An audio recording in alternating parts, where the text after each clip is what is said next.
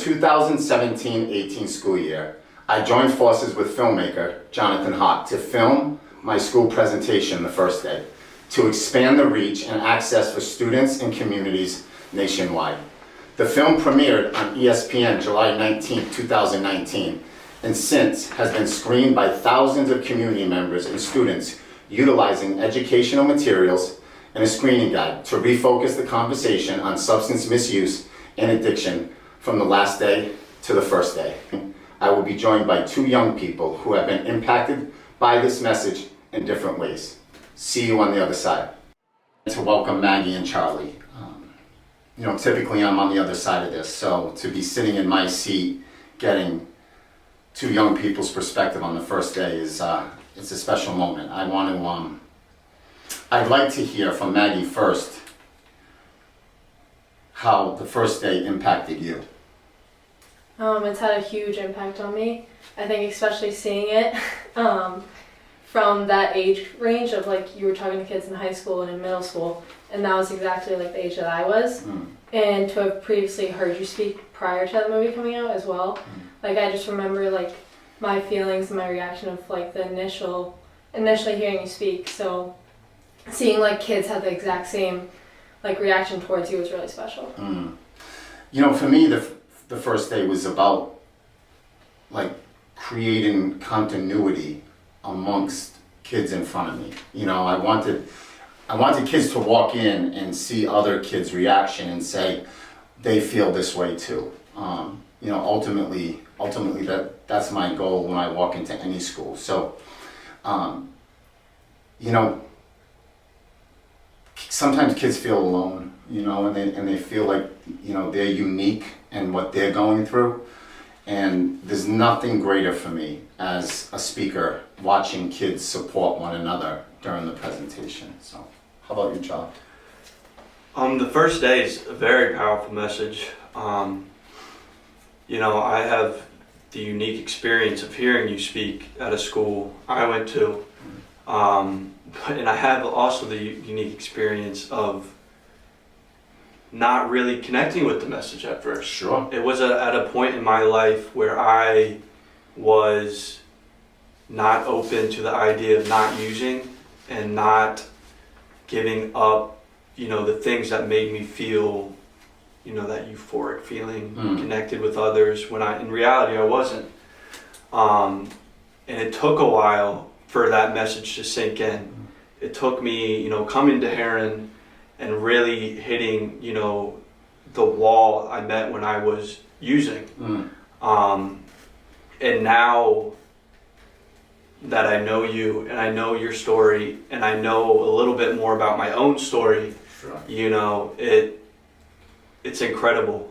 It's incredible, being able to go and talk to middle schoolers, high schoolers, sharing that, because there are people in the crowds that need to hear it and that connect with it, just so on an emotional and almost physical level, I feel like. It's interesting, right? Because I walk into, like, your school, and obviously the goal is prevention, right? Like, I want to impact kids so they never begin, so they never have that first day. But what I've learned at Herren Wellness and being open for 6 years, like, one of the coolest things for me that hits me and touches my heart are people who come here because they heard the message, because they were in the audience and it didn't necessarily not resonate, but it didn't impact them that day, or they pushed it away. So to meet someone after the fact and say, hey, I was in the audience when you came to my high school. That honestly is, like, one of the most special things that I feel in this process today. So, what would you say? What part of the first day resonated with you the most? Like, what topic? I would say what hit home for me is, like, the kids and having a parent or a family member, uncle, sister, anyone having that experience, and, like, their reaction of hearing that family member, like, goes through similar things as other people as well. So for me, it was more like understanding where substance misuse comes from and that it's difficult for everyone, and especially not only the person going through it, but the family members as well. And I think just the stories of like the kids and then panning to like how they're feeling and like people like surrounding them and comforting them is definitely what I like felt most similar to. Sure. Now, Charlie, if you can recall, like what would be the most compelling part of the first day for you? I think I know it was the feelings, your feelings that you talked about in high school, you know, having to live up to a certain standard and feeling like if you didn't meet that standard, you know, you were going to be a failure. Sure. And I related that to that a lot. And at the time when I first heard it, you know, I felt I wasn't vulnerable enough to really recognize that in myself. But now I'm in recovery. What really hits me is hearing about the people in the audience, what they're going through, and how widespread, you know, addiction can affect families, Sure. friends. You know, I do this, right? And again, this isn't natural for any of us to be in here. You know what I mean? This is just not a natural thing. But what is natural is that I have two young people sitting in this room that I wouldn't know without the first day. You know, so the fact that the first day film brought us to this moment together it's magical for me. I would have never imagined when I did this film that I would be meeting a young man from Virginia who heard me speak 4 or 5 years earlier, and now he's a guest, an employee, and sober. So being with the both of you, the film is a winner. I'm so grateful for it. Yeah, no doubt. Now, would there be anything what do you think about the first day that should be highlighted maybe a little more? Like what part of the film do you think kids need to hear the most? See, because I'll say this. I as a former athlete, you know, oftentimes kids hear we have a Boston Celtic walking into the room. And typically high school kids thinks it's kind of like a jock thing, like, oh, we got an athlete, this is for our athletes. And I opened that presentation with a story that impacted me profoundly, with the first girl that I was made aware that self-harms.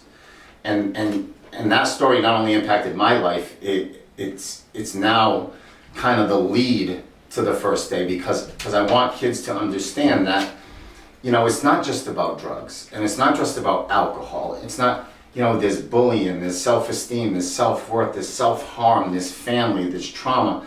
There's so much to it. And leading with that story has opened the doors to a lot of kids. But it's interesting, as years have gone by since starting the first day, you know, the reaction of the audiences are different in different scenes. And that being said, like, what is marijuana on a college campus like today? Like, how present is that in your life as a student? I would say it's extremely prevalent. You see a lot of people using that at like all occasions, not only just parties, but like day-to-day type. So I think it's really helpful to know, especially for me, like going in and seeing the first day in high school and like preparing and all that and like understanding how it leads to, and it starts with the first day and it doesn't just, I think that it's really helpful like going to college and having an understanding of all of that. Now this question is for both of you, right? And it's if you had a young Charlie in the room, what would you say to him? I tell him to wake up. I know when I first heard the first day, when I first heard you speak, I had, you know, a shield over my face that blocked me from really hearing the message. Sure. And no matter how hard maybe the subconscious me, the person really on the inside wanted to hear it, there was a wall in front of me. And when I really connected with recovery, it's like I woke up. I woke up to being able to feel the feelings I had, to connect with other people, and to know, most importantly, that's okay for a man to cry, to be there to see another man cry, to laugh and, you know, sometimes get angry, but to walk through my problems, you know. Now, what do you think caused the shield? In hindsight, right? I walk into your school that night, do the presentation. You're walking in. What's the shield?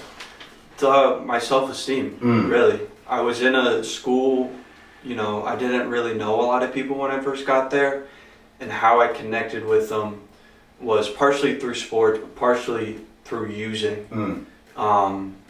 It's because I didn't have the confidence to really just be who I genuinely am. Sure. You know, I was afraid of what they were thinking, and I was afraid of what they might say about me behind my back.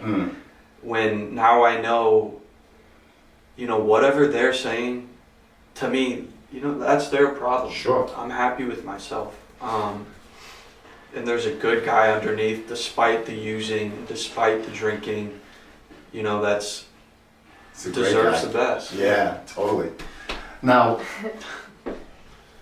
your little sister, Yes. right? She's struggling. How do you talk to her? I think that first reaching out with like love is a big thing. I think that like when you just ask him about what you would say to your younger self, I always go back to the video of you, and it's that I would hug him and I would just sit with him and I'd be with him.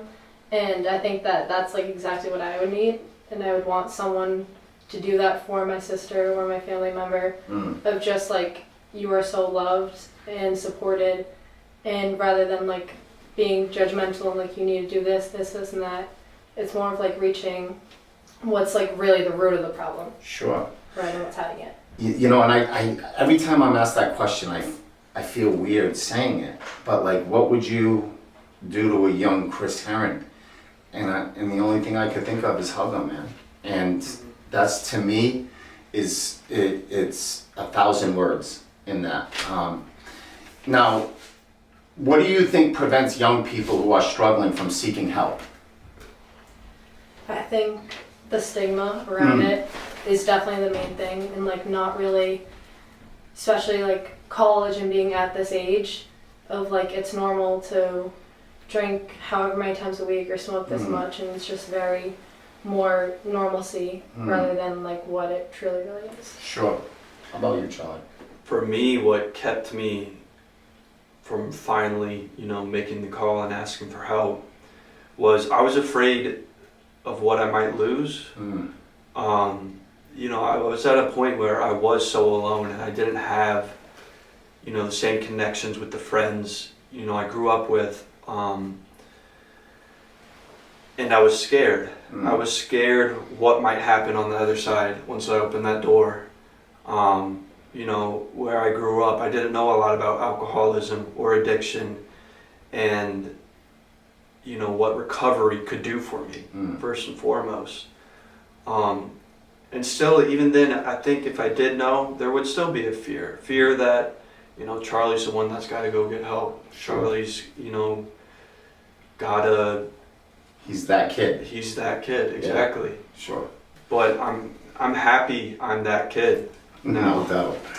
With the life I have, No doubt. I'm grateful. Yeah. Listen, and again, right, we're filming this and it's all chill, but like, you have no idea, the two of you, of what this means to me, to be discussing this with you and just being with you, right? Like that's to me, that's everything. I mean, we go back 4, 5, 6 years, whatever it is. I've watched you grow, I've watched you, you know, go through high school and now into college, and I am so incredibly proud to be part of your life. So incredibly proud. And to watch what you've done, and both of you, you've taken this message and now you are about to do what? I'm gonna run a Boston Marathon for the Herren Project. Yes, she is running the Boston Marathon for the Herren Project. Now, who are you running it with? I'm running with my mom, Yeah. which is extremely special. Yeah, it's so special. And you're in the middle of entertaining something. Yeah, I'm running a 50K at the end of April, Yeah. and it's a challenge, but it's a challenge I'm willing to take. Mm. You know, because I have people that support me. Patrick, you know, I wouldn't do it if it wasn't for him. Sure. And he's my brother that I found in recovery. Mm-hmm. You know, I have people to push me to do things I wouldn't have done if I was drinking or using. Yeah. So, I mean, yeah. to think about it, right? Like from my perspective, and I know sometimes you guys don't look at it, maybe don't look at it that deep into it, but I pull on the property and I see Charlie, I see Patrick, I see Shay, I see all of these young adults that I walked into that school and I told that story, and to see what you've become and how you've embraced it, gosh, it's powerful. It's powerful to see a bunch of young 20-year-olds who are just loving life and taking sobriety by the horns. And again, you know, not many young adults your age say, I'm gonna run the Boston Marathon with my mom to support Herren Project. You know, not many people your age have the gift of having young peers in recovery and taking on a challenge of doing a 50K. So it's pretty special. Now, I want you to think for a second, if your friends are struggling, how do you intervene? I would show them the Herren Project first of all, and I'd probably share my experience as well, just because I think a big thing is like relating to other people and knowing that you're not alone in the feelings that you're feeling and all the different experiences. So just knowing that there are resources. What advice would you give to a friend who's struggling? It's okay to talk about it. It's okay to be in that struggle, but to know there's another side. And I hope my coming here and my journey of recovery can show them, you know, there is a way out if they're really struggling. And I have had friends that I grew up with, who I used with, you know, call me, text me, and be like, It's powerful. what can I do to, you know, lessen this hold on me? And, you know, most people, it's hard to tell them, put it down, stop drinking, because they don't want to hear that. But keep talking about it, keep, you know, expressing the feelings that come up when you're using or come up when you're feeling alone. Because for me, I had to keep talking about it before I was ready to make that next step and to really fully commit into my recovery. Sure. With you guys both being young, and Maggie, what do you think your peers, what do you think causes them to struggle with substances? I think it's definitely an escape. I think part of it is not really, I think it's a huge self-esteem thing of not really knowing like who you actually are, and when you're drinking and using, it's more of an excuse to show that, or it's not as much pressure because like it's just everyone is kind of in their own world at that point. So I think it's more of just hiding yourself when you do use. You know, I walk into schools and I say this, you know, I've said it for a long time, so I constantly feel like I'm repeating myself, but like, you know, I walk into schools and I want kids to understand that it doesn't end with me leaving, it begins with them starting. And finding that voice, finding that friend, finding that person in their life that can support whatever they're going through. Whether, it doesn't have to be drugs or alcohol, it could be sadness, madness, it could be anything. Anxiety, depression, bullying. But what's amazing is that there's kids like you, there's young men and young women like you who are there for those who struggle. And your story, your life, your journey, the fact that you can pick up the phone and help one of your peers, one of your friends who struggle because you know how to get through it is truly special. From Charlie's perspective, right? The trend that I've seen in the last 5-6 years at Jacob Hill are people are younger and people are kind of stepping into recovery at a younger age. How else do you think we can impact the younger generation to identifying and maybe walking into recovery? I think letting recovery be seen. I've noticed in the past few months even how many celebrities, talk show hosts, people are just putting down the drink and, starting a new journey. Maybe it's recovery, maybe it's not. But from what I am picking up, there is a move to find sobriety, find a peace that, maybe hasn't been in the world for a little bit. Sure. But definitely projects like this, I think, are a huge benefit, not only for Herren, but for recovery in general. And that's what we've done here, right? So you've walked into high schools and presented. You've walked in and told your story. And, it's kind of like we're covering out loud, right? We're covering out loud and being proud of who we are, where we came from, and who we're becoming. But the fact that, coming here, you've now stepped out and said, I'm Charlie and this is my story. And I think the more we continue to share our story, the more attractive and the more normal it becomes. So you guys are but you're everything to me, man. Honestly, I can say this and no bullshit, right? Forget the cameras. I wouldn't have dreamt the first day becoming this. What the impact that has had on my life. And I wouldn't have dreamt this big. I wouldn't have dreamt that I'd be in a room with two unbelievably special people who are willing to share their journey, talk about their family, and tell their stories. So, thank you. Thank you. Thank you. Grateful to be here. Love you I love both. you.